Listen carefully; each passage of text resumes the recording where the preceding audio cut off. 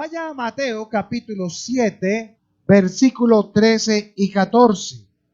Mateo capítulo 7, versículo 13 y 14. Allí está Jesús y está diciendo lo siguiente: entrad por la puerta estrecha, porque ancha es la puerta y espacioso el camino que lleva ¿a dónde? A la perdición. Y muchos son los que entran por ella, porque estrecha es la puerta y angosto el camino que lleva ¿a dónde? A la vida, y pocos son los que la hallan. Aquí vemos en esa palabra de que Jesús está comparando el reino, de que allí hay una puerta, pero que la puerta que lleva a la vida es una puerta ¿cómo? Estrecha, angosta, mientras que la puerta que lleva a la perdición es una puerta ¿cómo? Ancha. Definitivamente sabemos que son más los que se van por la puerta ancha que los que entran por la puerta angosta. Pues muchos son los llamados, pero pocos los escogidos. Entonces, vamos a hacer énfasis clara y directa en la salvación: ¿se pierde o no se pierde? Entonces, vamos a hacer lo siguiente. Levanten la mano los que están de acuerdo con que la salvación se puede perder. Se puede perder, se puede perder, se puede perder, se puede perder. Ahora, ¿quiénes creen que la salvación no se pierde? Ok. Hay más por el que no se pierde, ¿cierto? Pero ¿de dónde salió que tengamos dos maneras de pensar? ¿Usted sabe por qué piensa así? ¿Por qué unos piensan que se puede perder y otros que no se pierde? ¿Le gustaría saber de dónde viene eso? Bueno, ya les voy a contar. Ahora, si usted es nacido de nuevo, ¿se condena? ¿Si peca? ¿Es usted de los que cree que es salvo por gracia o por gracia y por las obras? Bueno, ¿sabía usted que el 80% de las iglesias cristianas evangélicas en el mundo predican que la salvación se pierde? El 80%. Y entonces el otro 20%, ¿qué dicen? Pues lo contrario, que la salvación ¿qué? No se pierde, quieren.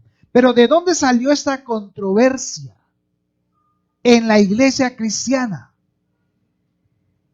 Esto tuvo los orígenes cuando en el año 1517 Martín Lutero, ¿escuchan? ¿Se escuchaba Martín Lutero? Martín Lutero creó o participó o formó lo que se llamaba la Gran Reforma, la Gran Reforma Protestante. Eso fue en 1517, la Gran Reforma Protestante.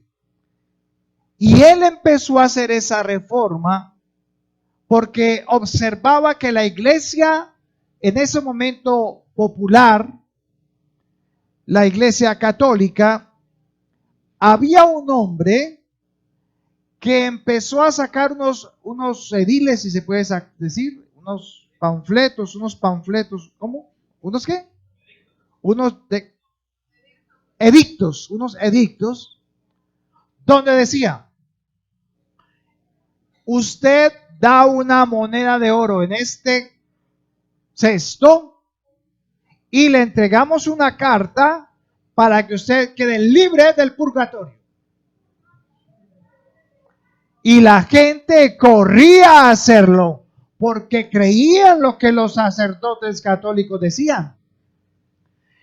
Y si no tenía oro, entonces ¿cuántas monedas de plata? Y si no tenía monedas de plata, ¿cuántos animales tiene y puede dar? Entonces se volvió un negocio tan impresionante que fue lo que hizo que la Iglesia Católica tuviera ahora estos templos en todos los lugares del mundo.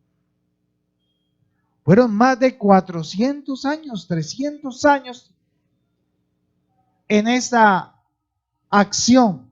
Entonces, Martín Lutero, sacerdote católico, se levanta y empieza a leer la palabra de Dios y no está de acuerdo con lo que ese hombre estaba haciendo.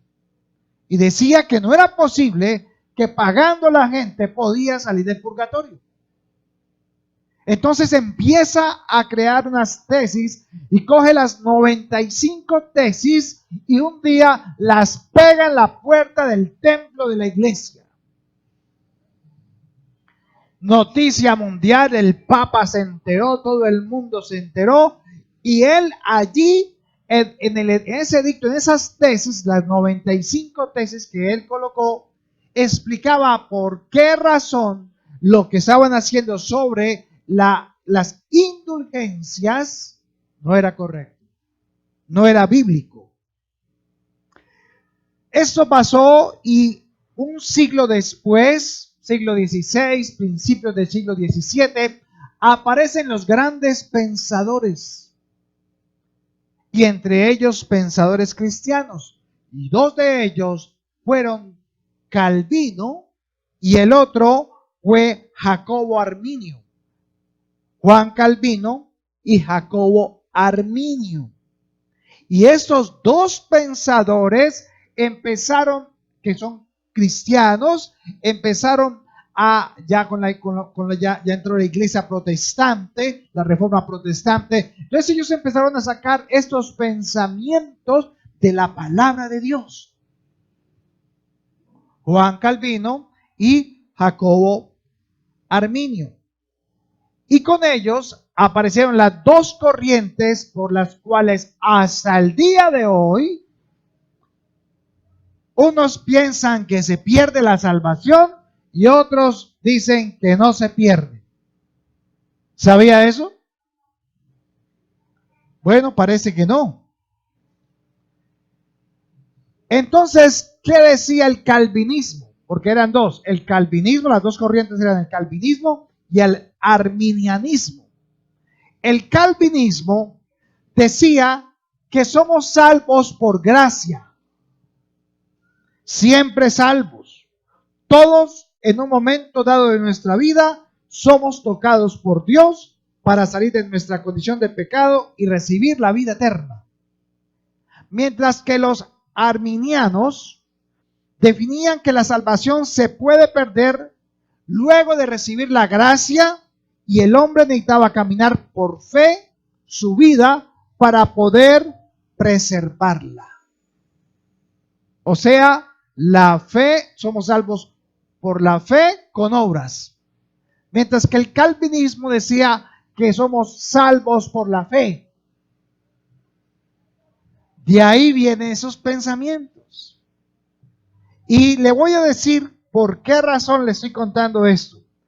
Le voy a decir cuáles son las iglesias arminianas, o sea que van con la corriente arminiana hasta el día de hoy. Mire a ver si usted ha pasado por ahí. Iglesias metodistas, la iglesia del Nazareno, el Ejército de Salvación, la Iglesia de Dios, la mayoría de las iglesias pentecostales, la Iglesia Internacional del Evangelio Cuadrangular, las iglesias de Cristo, no esta, ¿no? Las asambleas de Dios y otras del movimiento menonita, la iglesia copta, la iglesia católica y la iglesia ortodoxa creen en la libertad de la voluntad humana y que todas las personas tienen la posibilidad de recibir la salvación. Y que una vez recibida la salvación, también pueden perderla. ¿Has estado en una de ellas? Sí, muchos de aquí hemos pasado por ahí. Pero las iglesias calvinistas, le voy a decir cuáles son. Las iglesias calvinistas son las iglesias presbiterianas. ¿Le suenan? Esas también las iglesias congregacionales. Las iglesias reformadas y las iglesias bautistas reformadas. Esto es donde quedamos nosotros. Entonces la iglesia de Cristo, ¿dónde está? ¿En las arminianistas o en las calvinistas? ¿Sabe, hermano? Yo le puedo asegurar de que no estamos ni en las calvinistas ni en las arminianistas. Nosotros estamos en Cristo Jesús. Porque son dos pensamientos de interpretación humanas. Y aunque son grandes hombres reconocidos por sus cualidades y capacidades y por su pensamiento teológico, ¿sabe? Es mejor lo que piensa Dios y no lo que piensa el hombre. Entonces, usted hoy, con la ayuda del Señor, va a salir como Dios dice que tiene que salir. ¿Sí o no? Porque muchas veces sin querer hemos peleado o hemos hablado con otros y peleamos con esto. Que así se salva. No, pero tal cosa. Pero sí, pero si se salva, pide perdón, se arrepiente y después peca, pues entonces perdió la salvación. Tiene que recuperarla otra vez. ¿Cierto? Vamos a ver entonces qué dice Dios al respecto. ¿Les parece? ¿Estamos listos? Entonces, si usted quiere darle a alguien o si alguien le pregunta sobre la salvación, si se pierde o no se pierde, usted debe hacerle 3 preguntas a esa persona. Si alguien le pregunta a usted si la salvación se pierde o no se pierde, usted hablando con él al respecto, usted tiene que hacerle 3 preguntas. Primero, si conoce la doctrina de Cristo. Segundo, si conoce la doctrina de la gracia. Y tercero, si conoce la doctrina de la fe. Si esa persona no ha estudiado esas 3 doctrinas, no va a estar seguro nunca para saber si es salvo o no es salvo. Entonces vamos a empezar desde hoy a estudiar esas 3 doctrinas. La doctrina de la gracia, la doctrina de la fe y la doctrina de Cristo. Hoy vamos a hacer el preámbulo para que usted tenga la convicción y los pasajes bíblicos para darle una seguridad al fundamento que usted va a hablar. Así que, hermanos, para variar, la salvación no se pierde. Usted no se salva por lo que usted pueda hacer. Usted se salva por creer en la obra de Jesús que la hizo por usted y por mí. La salvación es un regalo. ¿Es una qué? Dádiva.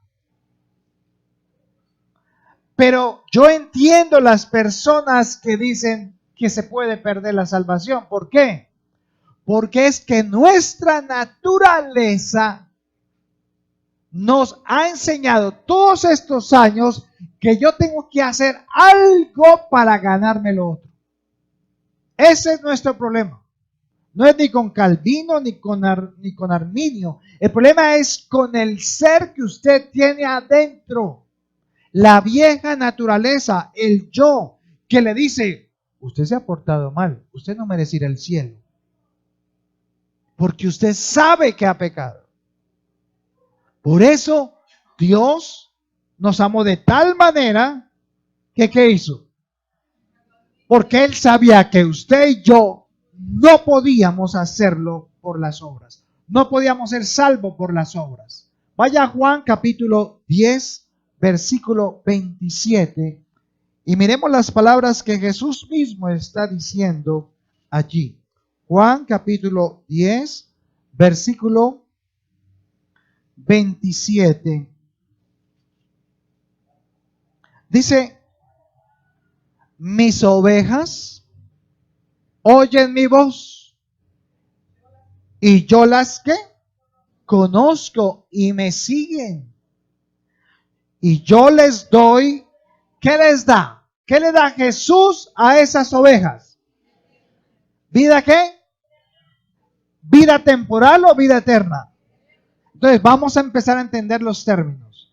Vida eterna, no vida temporal. O sea que si cuántos de aquí han recibido la vida de Cristo, entonces esa vida es a medias o total, eterna o temporal. Entonces por eso llama vida eterna, no dice y les da vida. No, le da vida eterna. O sea, ¿por cuánto tiempo? Por siempre, ¿verdad? Y no perecerán jamás. ¿Y qué más dice? Ni nadie las arrebatará de mi mano. ¿Sabía que usted está seguro en Cristo Jesús? ¿Sabía que Él dio su vida para que usted hoy tuviera vida y vida eterna? Él lo dio todo para que usted y yo hoy disfrutásemos de la vida eterna y ser salvos para la eternidad. ¿Eso no es grande? ¿Es maravilloso? Pues denle un aplauso al Señor Jesucristo porque Él lo hizo.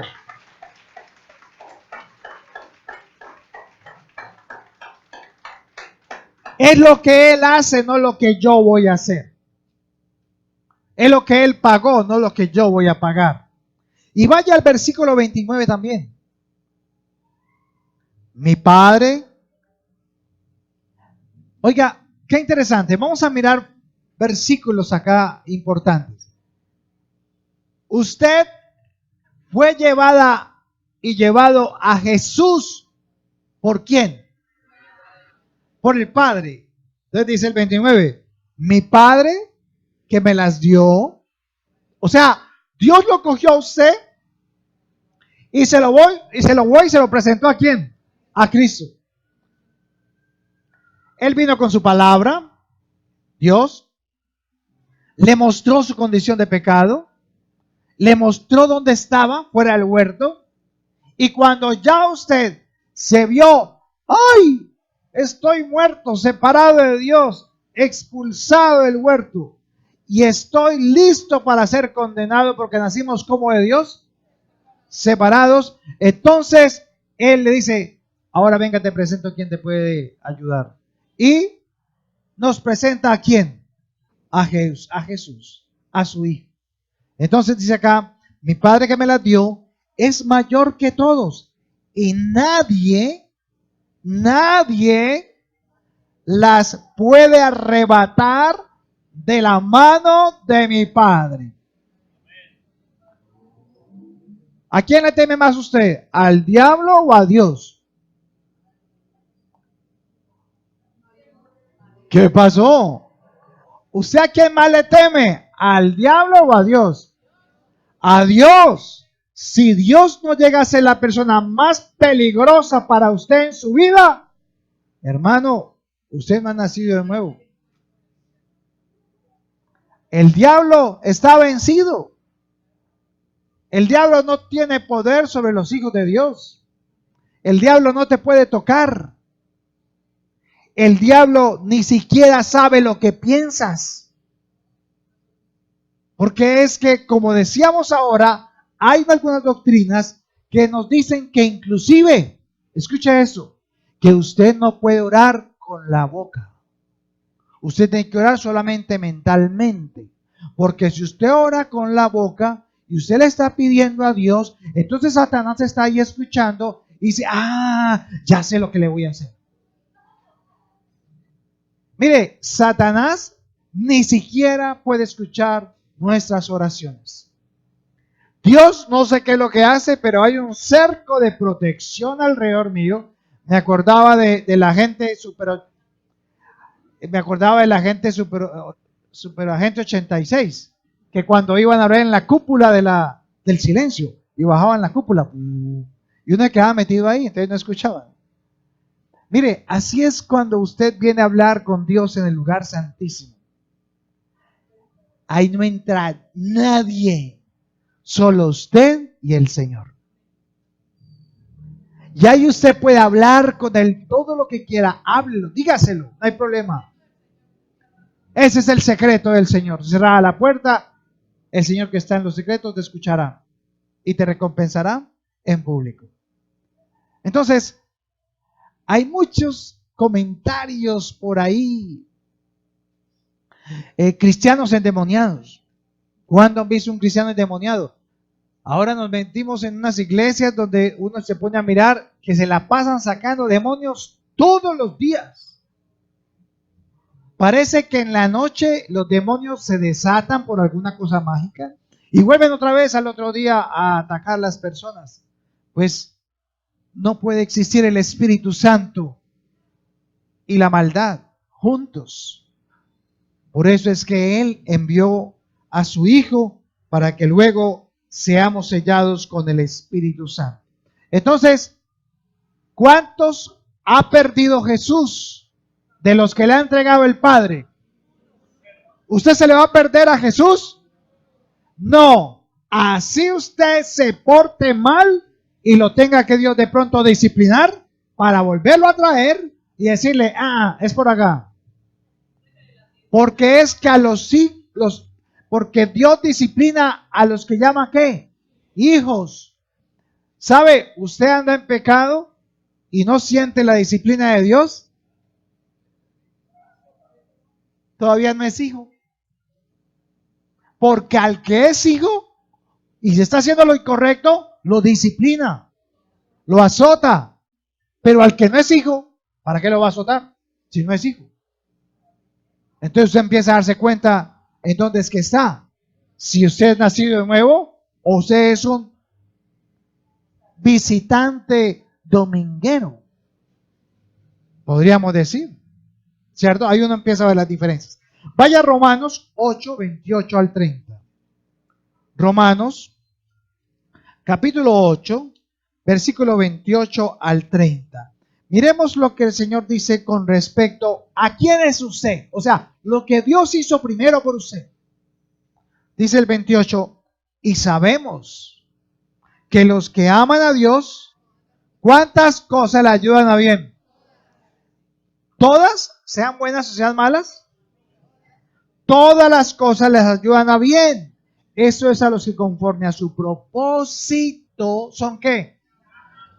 Llamados. O sea, si usted fue llamado por Dios, Dios le tiene un propósito que va de acuerdo con el propósito de Él. ¿Cuál es el propósito de Dios? ¿Recuerda? ¿Cuál es el propósito de Dios haber creado? Habitar en medio de su pueblo. Entonces, Dios, ese es su propósito eterno. Él lo va a llevar a cabo y lo está cumpliendo, pero lo va a usar a usted para que usted se encarrile a ese propósito. Y cuando usted empieza a hacer cosas que no son, y cuando usted empieza a desviarse de lo que Dios tiene para su vida, entonces, ¿sabe qué pasa? Como que las cosas no están funcionando, como que no cuadran. Es porque Dios, ¿qué está haciendo? Venga, papito, por ahí no es por acá. Entonces, no busque lo que no se le ha perdido. Cuando las cosas son de Dios, ¿qué sucede?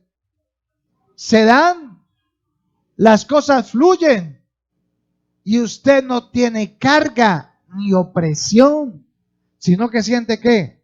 Paz, tranquilidad. Eso es lo que nosotros tenemos que aprender a escuchar del Espíritu Santo.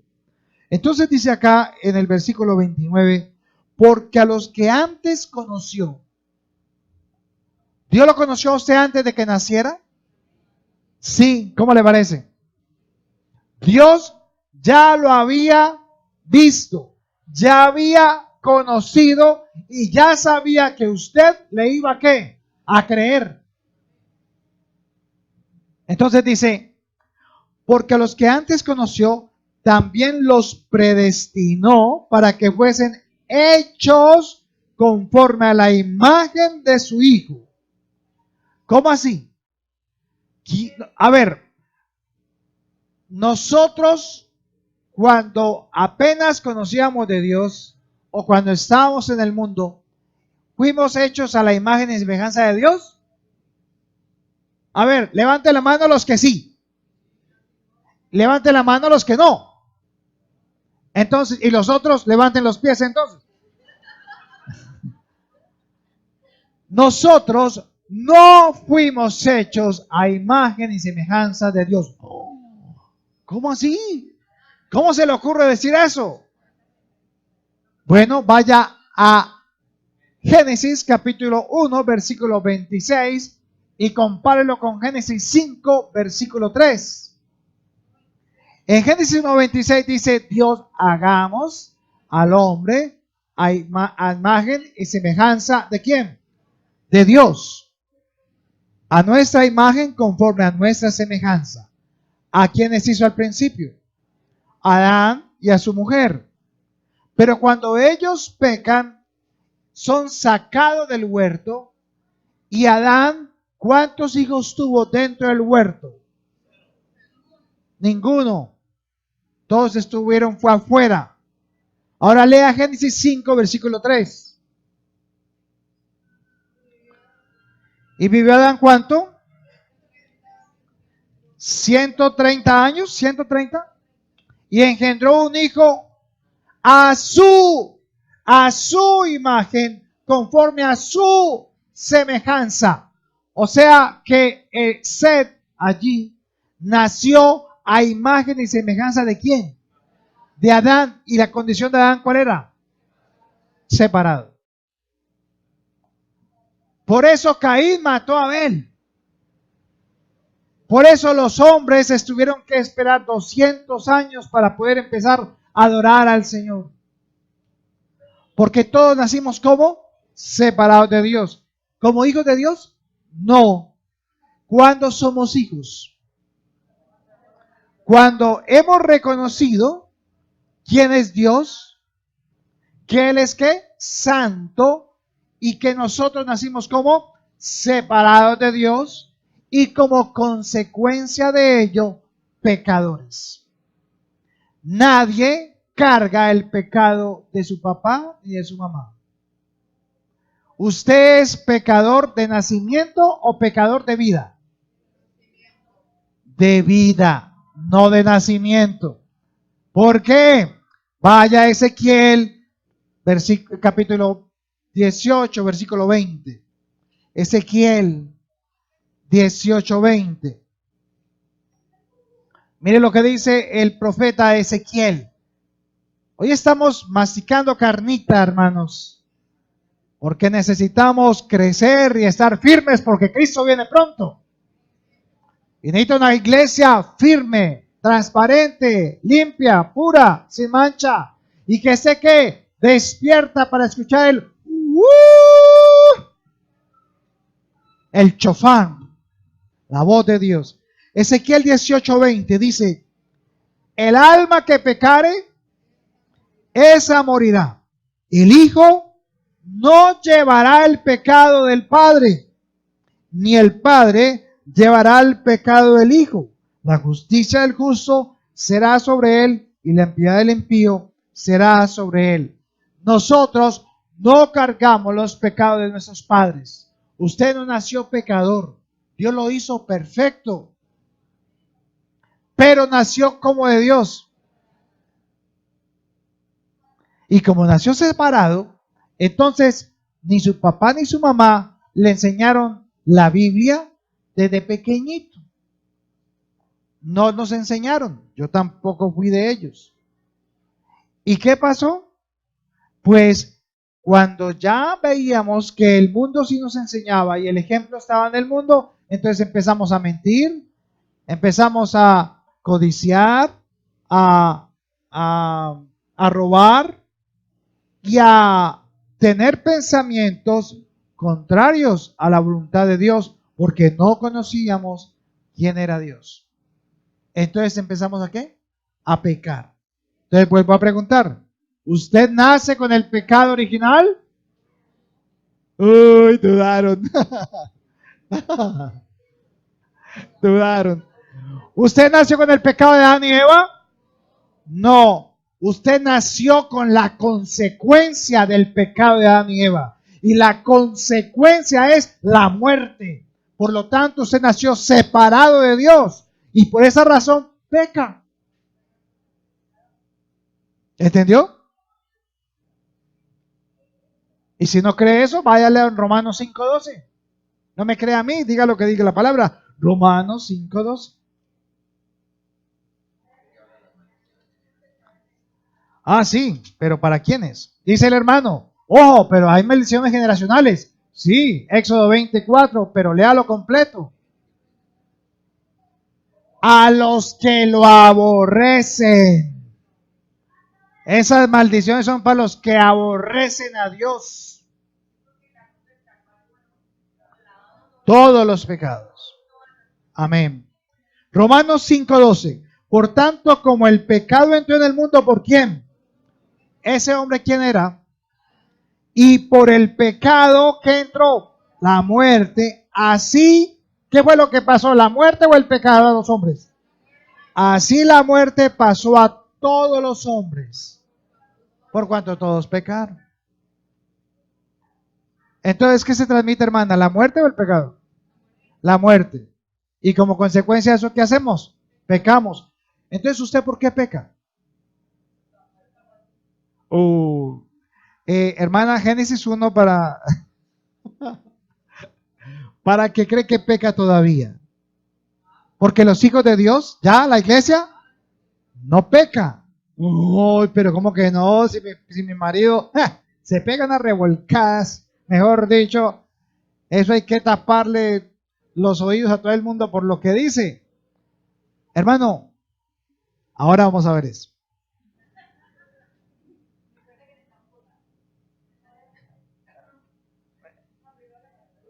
Romanos capítulo 28, 8.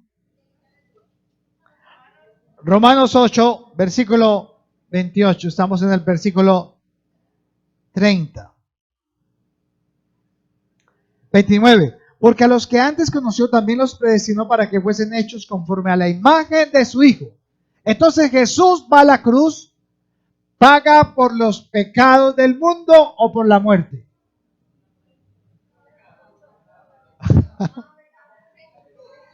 Jesús, que llevó en la cruz, ¿qué pagó en la cruz por nosotros? Los pecados. ¿Y dónde venció Jesús el pecado? No.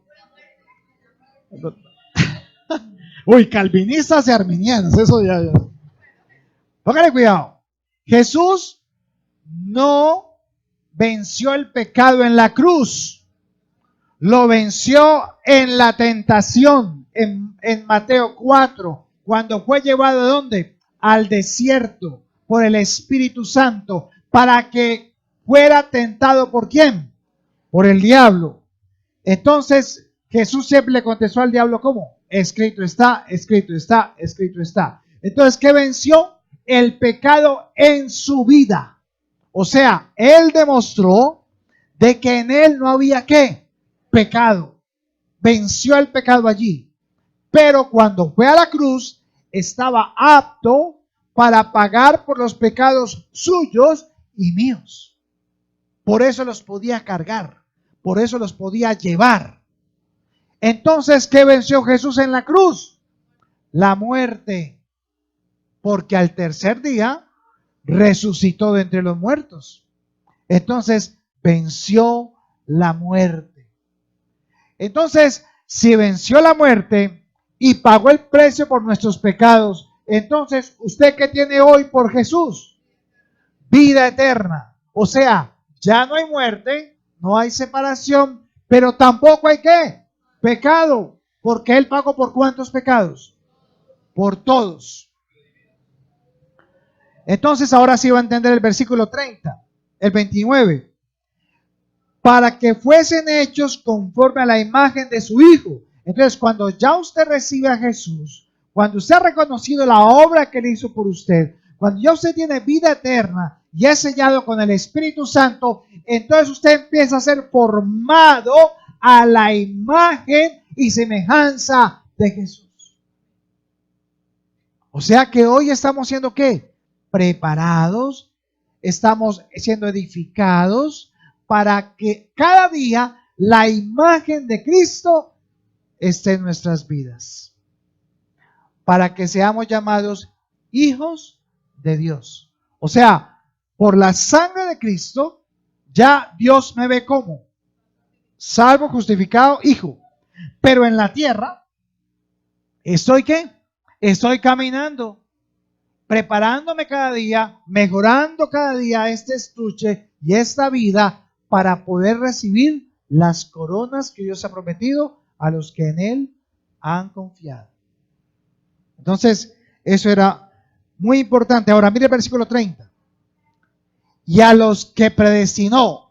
¿Cuántos de aquí hay predestinados por Dios para ser salvos? Ok, usted entonces es de estos. Predestinó, a estos también llamó. Y a los que llamó, a esos también ¿qué? Justificó. Y a los que justificó, a esos también glorificó. O sea que Dios fue el que nos llamó, nos hace a la imagen de su Hijo, nos justifica y nos da a conocer como sus hijos. Entre ese trabajo, ¿usted qué ha puesto? La fe. Solo la fe. ¿Ah? Y eso que la fe es un don de Dios. O sea que ni la fe es suya. Porque la fe viene ¿por qué? ¿Y oír qué? O sea que no es la fe personal suya, sino la fe que viene de Dios.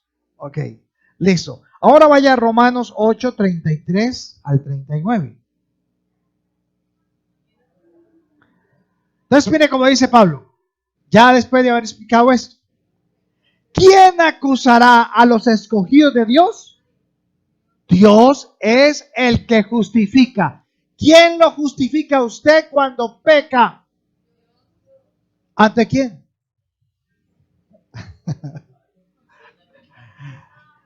Léalo en esa versión.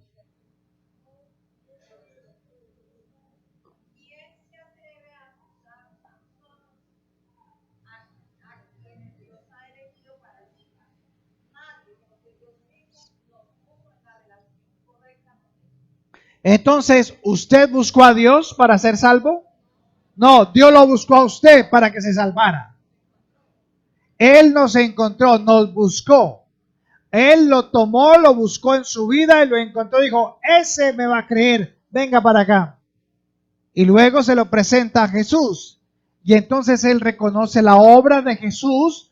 Y por esa obra de Jesús y creerla, él puede decir, soy nacido de nuevo, hijo de Dios. Y cuando ya usted dice eso, cuando usted ha declarado eso en su vida, entonces Dios, ¿qué hace? ¿Qué hace por medio de Jesús? ¿Qué hace? Le coloca un ¿qué? Un sello por si las moscas. Porque Dios sabe que con las obras no se va a poder salvar. Entonces lo coloca un sello ¿por cuánto tiempo? Eterno. Así usted la embarre.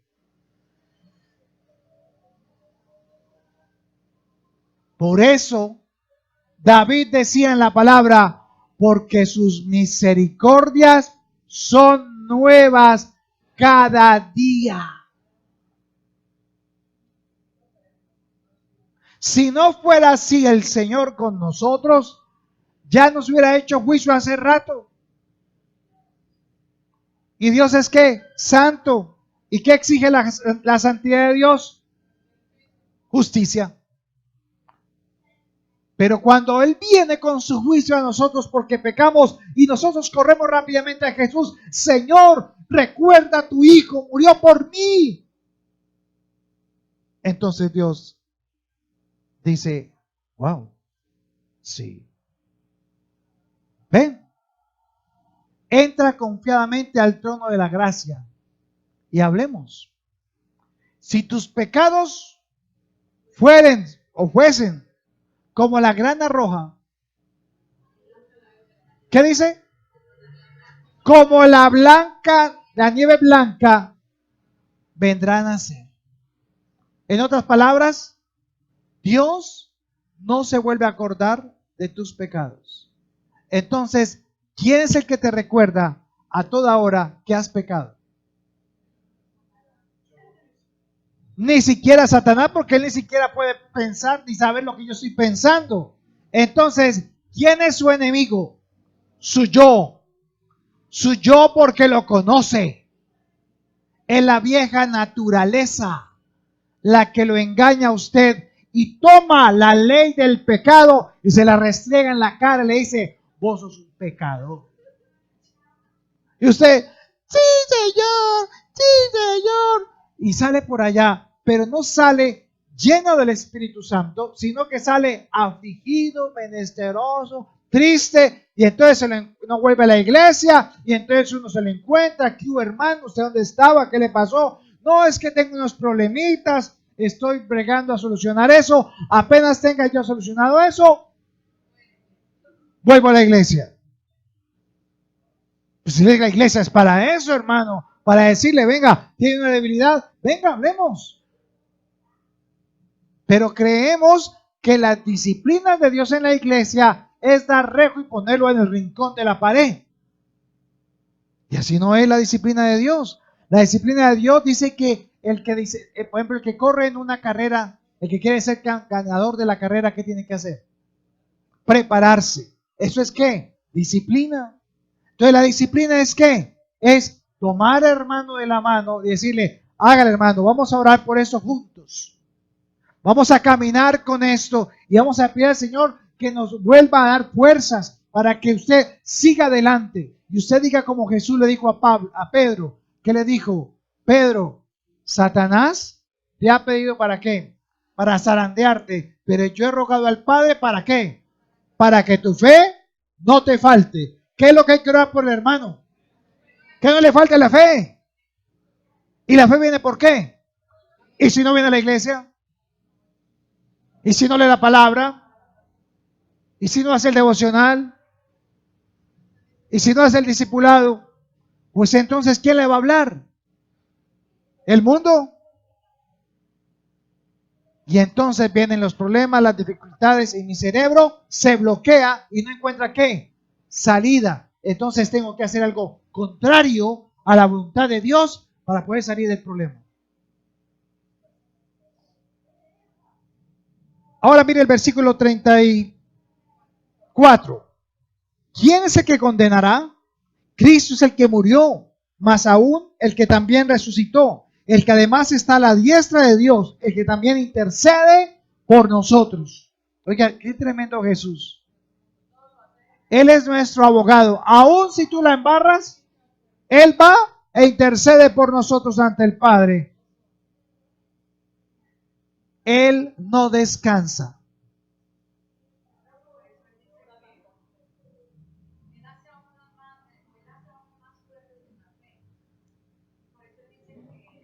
El fuerte levanta ¿qué? Al débil. Hermano, mire, usted y yo no tenemos que venir perfectos al Señor. Dios no usa corazones perfectos. Usa corazones ¿qué? Sinceros. No tenga miedo de hablar con Dios y decirle, Señor, la embarré. Perdóname, Señor, yo sé lo que he hecho porque tu Espíritu Santo me lo hace ver. Él me convence de qué? De pecado, de justicia y juicio. Pero es con qué fin? No para restregárselo, sino para que vaya Jesús, vaya Jesús. Recuerde lo que hizo Jesús en la cruz, recuerde lo que hizo. Ay, Señor Jesús, perdóname, por favor. Tengo un área débil en mi vida, necesito ser fortalecido en esa área. Señor, con mi fuerza no puedo. ¿Sabes qué? Te entrego eso. Aprende a entregarle al Señor todas esas áreas débiles. cuando usted no es capaz de sostenerse, cuando usted no puede mantener su carácter correctamente, cuando usted no puede tener una debilidad en su carne, cualquiera que sea, ¿sabe? Entréguesela a Jesús y Él hará. Él hará. Pruébelo y me cuenta. Versículo 35. ¿Quién? 35. ¿Quién nos separará del amor de Cristo? ¿Tribulación? ¿Angustia? ¿Persecución? ¿Hambre? ¿Desnudez? ¿Peligro? ¿Espada? Como está escrito, por causa de ti somos muertos todo el tiempo. Somos contados como ovejas de matadero. Antes, en todas estas cosas, somos más que ¿qué? ¿Somos más que qué? Por medio de aquel que nos amó. ¿Usted es un qué? Vencedor. Usted no está perdido ni es esclavo del pecado. Usted es un vencedor porque vivimos en Cristo Jesús, Señor de mi vida y Salvador de mi vida. Amén. Denle un aplauso al Señor por eso.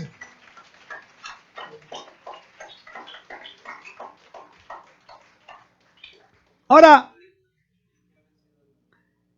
dice, por lo cual, entonces como dice Pablo, versículo 38, por lo cual estoy ¿qué? ¿Está qué usted? ¿Está como usted, hermano? ¿Usted cómo está? Como decía Pablo, por lo cual estoy seguro que ni la muerte, ni la vida, ni ángeles, ni principados, ni potestades, ni lo presente, ni lo porvenir, ni lo alto, ni lo profundo, ni ninguna otra cosa creada nos podrá ¿qué? Separar del amor de Dios que es en Cristo Jesús, Señor nuestro. Amén. Nada lo puede separar a usted ya de Él. Entonces, ¿por qué usted se siente como solito? Porque usted es el que ¿qué? El que se aleja. Pero, ¿sabe? Para hacer un ejemplo, Dios colocó en nosotros como un resorte. Entonces nos amarra un resorte aquí a la cintura. Digamos que Dios está ahí y nos amarra aquí al resorte. Y nosotros nos tratamos de alejar de Él. ¿Y el resorte qué hace? Vuelve y no jala para... Así hace Dios con nosotros. Cuando nosotros empezamos como a coger para donde no es, eso llega a una opresión tan tremenda como que el resorte vuelve y lo trae para acá. Así que, así usted se quiere alejar de Dios, Dios nunca se va a alejar de usted. Porque Él lo predestinó y lo llamó, ¿para qué? Para que sea parte de la herencia que Dios tiene para sus santos y para ser parte de la iglesia de Cristo. Por eso la obra la hace Él, no usted y yo, pero todos somos salvos por fe. Ahora vaya a Juan capítulo 3, versículo 5. Juan capítulo 3, versículo 5. Yo creo que usted se acuerda de esto hace 8 días. Respondiendo Jesús le dijo a Nicodemo, de cierto te digo, Nicodemo, que el que no naciere de agua y del Espíritu no puede entrar en el reino de Dios. Porque lo que es nacido de la carne, carne es, y lo que es nacido del Espíritu, Espíritu es. ¿Usted nació de la carne o del Espíritu? Pues inicialmente nació ¿de qué? De la carne, porque nació de su papá y su mamá. Pero dice que cuando conocemos al Señor y Él viene a nuestras vidas, entonces nacemos del Espíritu. Entonces, ¿cuántos hay aquí nacidos del Espíritu? Y si usted nació del Espíritu, el Espíritu es ¿qué? Eterno. Por lo tanto, ¿usted qué es ahora? ¿Qué es usted ahora? Eterno. Eterno. Así el estuche ¿qué? Se le acabe. Así el estuchecito se le acabe. Ah, pero así es muy fácil. Entonces ser salvo es muy fácil. Sí. Pero la puerta es ¿qué? Angosta. Y ancha la que lleva ¿a qué? A la perdición. Entonces, como Dios sabía eso, entonces, mira el versículo 8. El viento sopla de donde quiere y oyes su sonido, mas ni sabe de dónde viene ni a dónde va. Así es todo aquel que es nacido del Espíritu. ¿Cómo así? Me gusta la versión NTV. Leámosla en esa versión y verá. El versículo 8, gracias. Dice, el viento sopla hacia donde quiere. De la misma manera que oyes el viento, pero no sabes de dónde viene ni a dónde va, tampoco puedes explicar cómo las personas nacen del Espíritu. O sea que eso a quién le corresponde. A Dios. Así que nosotros tenemos que juzgar quién es salvo y quién no es salvo. Eso es problema de quién. De Dios, no nuestro.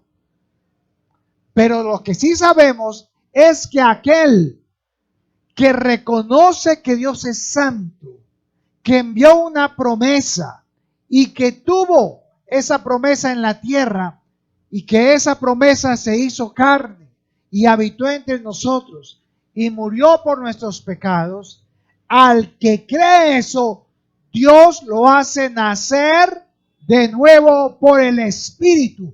¿Cómo? No sé. Lo más importante para mí es que Dios sepa, para que yo no me pierda.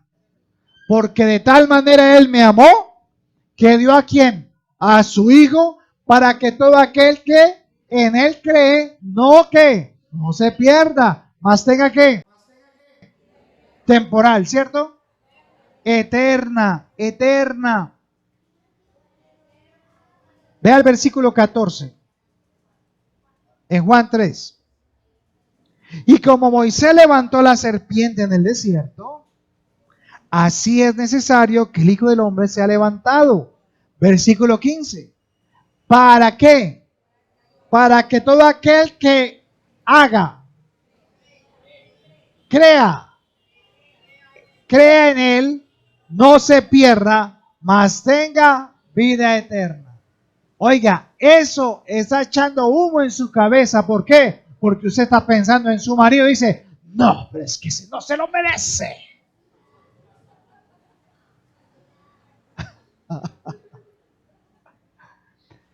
Hermanos, no es porque se lo merezca, es porque la gracia de Dios fue derramada en su corazón y él en el momento que creyó, Dios lo ama tanto, no que le alcahuetea las cosas, no, eso lo vamos a ver después, pero lo ama tanto que si su hijo cayere 70 veces, 70 veces el Señor lo levantará. Y si tu hermano peca contra ti, ¿qué dice la palabra? 70 veces, perdónalo. 70 veces, perdónalo. Entonces, no quiero ser Dios, quiero ser hijo de Dios. No quiero juzgar. Quiero ver que un hermano que está mal lo pueda ¿qué? Levantar, orar por él y decirle, vamos hermano, echemos para adelante. Este es un momento temporal en su vida, una circunstancia que está viviendo. No hay que darle la espalda, hay que darle la mano. Por eso me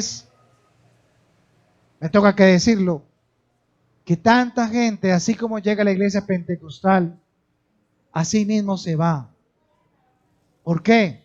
Porque le presentan ese momento de salvación y después le dice, ahora tiene que hacer para mantenerse con la vida eterna. Pero nosotros, hermanos, no hemos sido llamados a eso. Hemos sido nacidos de nuevo para tener una relación con el Señor. Ahora, si usted no tiene relación con el Señor, si usted no tiene un tiempo de coinonía con Él, si no va al lugar santísimo, si usted no lee la palabra, si usted no comparte el mensaje, usted se está engañando a sí mismo, porque usted nunca se ha salvado. Nunca. No es por el hacer, es por el creer. Pero la fe sin obras es que muerta. O sea, si yo he creído, si yo digo que he creído, estoy actuando en eso. Estoy caminando en eso. En las obras que Dios tenía preparadas para mí antes de la fundación del mundo. Y terminamos con Romanos capítulo 8. Romanos. Y quiero que el grupo Alabanza venga para que cantemos la última. Esa chévere que estaban cantando ahora me gustó mucho. No sé, todas estaban buenas. Antes de la última. No, la segunda. No, tu gracia no, la otra. Gracia sublime. No, es que todas estaban buenas, hermanos. Es que todas estaban buenas. Con una que se canten, hermanos, para que nos hagamos gozosos a votar en ese día. Romanos capítulo 8, versículo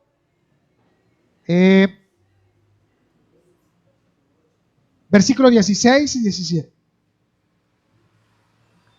El Espíritu, está hablando del Espíritu Santo, el Espíritu mismo da testimonio a nuestro espíritu de que somos hijos de Dios. A ver, ¿algunos de aquí el Espíritu Santo le ha dicho que usted es hijo de Dios? Y si hijos, ¿también qué? Oiga, el hijo es el que hereda, no el vecino, ni los testigos. También herederos, herederos de Dios y coherederos con Cristo. O sea, lo que tiene Cristo también le pertenece a quién. O sea que nos lo vamos a repartir en partes iguales. Eso es lo que hizo Jesús. En partes iguales. Si es que padecemos juntamente con Él.